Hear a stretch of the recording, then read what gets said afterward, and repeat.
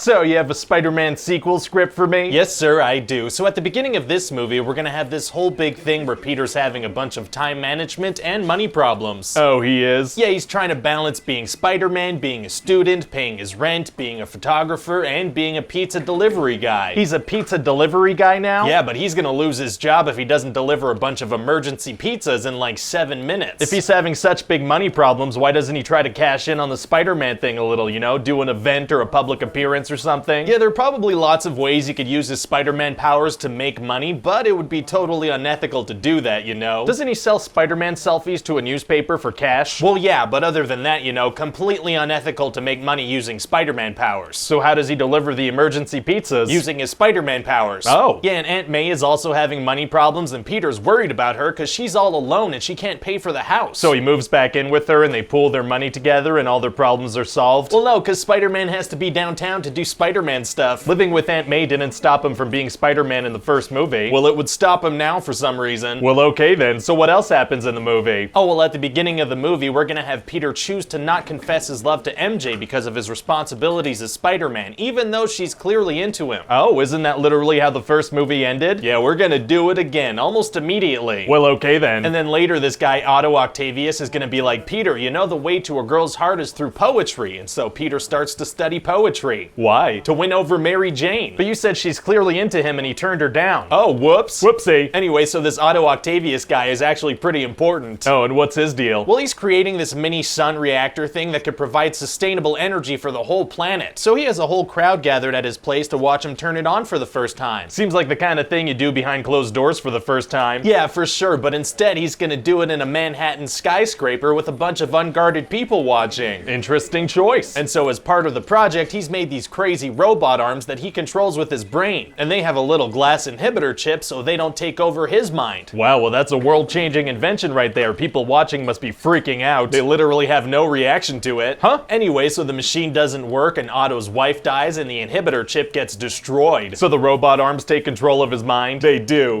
This is gonna be some awesome Terminator stuff. What does the evil AI want to do? It wants to rebuild a machine and create sustainable energy for all mankind. Oh, that's actually pretty noble. But like in an evil way. Oh, okay. So then Doc Ock realizes he needs money to buy the parts to rebuild the machine, so he decides to steal some. If he's okay with stealing, why doesn't he just go steal the stuff? Why go through the extra step of stealing money and making transactions? I don't know. Fair enough. So then later, Peter and Aunt May are at the bank, right? And out of all the banks in New York City, Doc Ock happens to rob that very same one at that very same time. Wow, what are the odds of that? Astronomical. Oh, astronomy is tight. I know, that's why I put it in there. Amazing. So then Spider-Man and Doc Ock are gonna have this big fight and exchange punches and kicks back and forth. So I guess Doc Ock's metal arms block all the punches? No, Spider-Man lands a whole bunch of punches and kicks. But Spider-Man has super strength and Doc Ock is just a guy with robot arms. Wouldn't a single punch knock him out or incapacitate him? You'd think so, but apparently the guy can take a hit. Impressive. So then Aunt May saves the day by hitting him with an umbrella. Oh, she does? Yeah, it gets him real good. Wow. So later Doc Ock needs some tritium to build the machine, so he goes to see Harry Osborn, who's the one who gave him some earlier. Oh, so Harry gives it to him? No, he says, I'll tell you what, I'll give you some if you bring me Spider-Man alive. Why would he agree to a deal though? He came to threaten Harry. This isn't a negotiation. Well, he's gonna agree, because Spider-Man has to be involved in the movie somehow. Oh yeah, Spider-Man does have to be involved. So then Harry tells Doc Ock Peter Parker can tell you where Spider-Man is. How come? Because he takes Spider-Man's picture sometimes, and that means they're super close. That is how photography works. So then Doc Ock tracks down Peter in a coffee shop with MJ. How does he find him? Unclear. Fair enough, and what does he do? Well, how did I get your attention when I walked in here? You threw a printer at the back of my head. Exactly. Throwing a heavy object at someone's head is the best way to let them know you want to talk. So what does Doc Ock throw? Well, he has super strong robot arms, so he throws a car. Whoa. Yeah, if Peter didn't have his Spidey sense, he'd be dead for sure. Doc Ock got super lucky that Peter Parker's secretly a superhero. Definitely. So then Peter stops a train with the power of constipation, and Doc Ock kidnaps MJ and brings Spider-Man to Harry. Oh, so what happens next? Well, Harry takes off Spider-Man's mask and he's like, Peter, you killed my dad in the first movie. So Peter's like, I didn't kill your dad, he tried to kill me and accidentally killed himself? No, he's like, Harry, there are bigger things happening here than me and you. Feels like that other sentence could have cleared everything up though. Well, there's no time to say that one sentence, so he says the other one sentence instead. I guess that makes sense. So then Peter's like, Harry, you need to tell me where Doc Ock brought MJ. Does Harry even know that? No, he'd have no way of knowing, but somehow he tells him anyway. anyway. Wow. And then after a little fight, the mini-sun gets too powerful and they have to find a way to destroy it. Oh, is that gonna be hard to do? No, it's gonna be super easy, barely an inconvenience. Oh, really? Yeah, Dr. Octavius is like, I'm gonna dump it in the river, and then that immediately works. And what happens with Harry? Well, he's gonna go crazy and find his dad's old goblin stuff. Oh, what does he do with it? Well, we'll find out in the next movie. Whoa, well, hold on. We need to see if this one does well first. Maybe the success of the first one was a fluke. Oh, well, okay. Yeah, but if it does do well, we're gonna cram Spider-Man down people's throats for years. Oh, fingers crossed.